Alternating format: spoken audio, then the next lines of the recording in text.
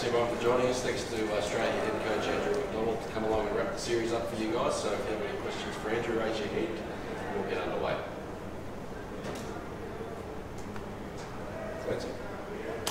Cameron Green as an opener, is that something that you think you want to see going forward? And he's obviously impressed us all tonight and in the first game. How do you see him as an opener, and do you think he is embracing the challenge of opening? I think he's certainly embracing the challenge of opening. We've asked him to show great intent at the top of the order, and I think everything that we've seen so far shows that he is doing that. It's probably opportunistic the way that he's come into the opening position with obviously Davey Warner not being here and a couple of other players in our World Cup 15. So fortuitous, but he's taken that opportunity, and that's all you can do. Given an opportunity, you can go out there. We thought he has the skill. When we did our strategy before we come over here, we thought he had the skill sets to be able to succeed there. And he's taken on some of the best bowlers in world cricket, and you could argue Jasper's one of the best T20 bowlers ever. So to be able to do that, work your way through that situation again tonight and do it 2 out of 3 times, very impressive and bodes well.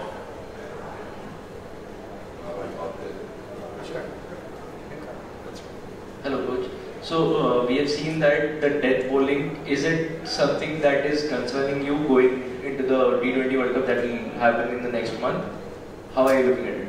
Yeah, I think across the series the run rates were high. It was entertaining cricket from the get-go.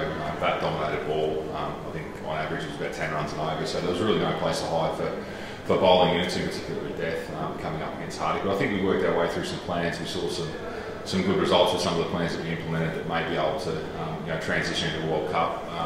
The connection between here and Australia might be slightly different, a little bit more bounce, so some different tactics.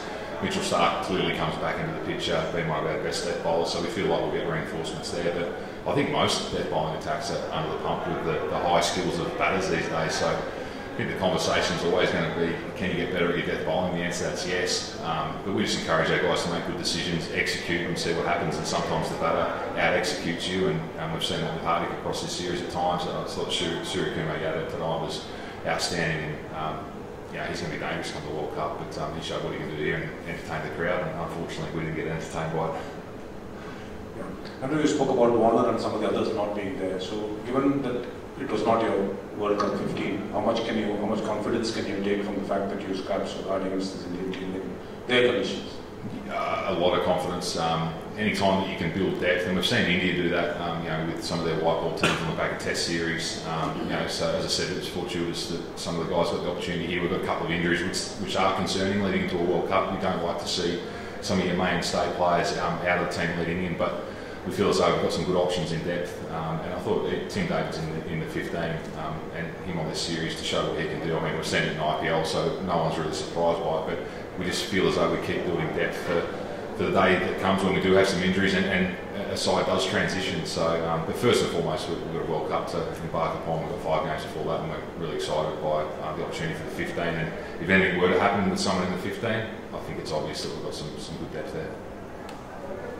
Given the kind of start you had with good power play, are you happy with the total that you had on the board, given the kind of wicket as well? I think after about sort of 14 overs, it felt like we're going to be a little bit short, but we've got great confidence in our ability to death. It wasn't Matthew Wade's night tonight, but it was Tim Davids and Daniel Sams chipped in as well. So we feel as though we bat deep. We've got a structure of 7 batters, and Sams you could argue is an 8th batter. So we've got the total that we thought was right. How we got there, potentially we can clean up a few things through the middle. But Chahal and Axar, in particular, Axar had an outstanding series. And, Jadu being out, everyone thought that might become a bit of a weakness for India, but they've found another one again, which tends to happen. So he was outstanding. So we struggled with the spin through the middle, and I think the wicket did quicken up a little bit at night. There's no doubt about that, and totals are hard to defend when that happens.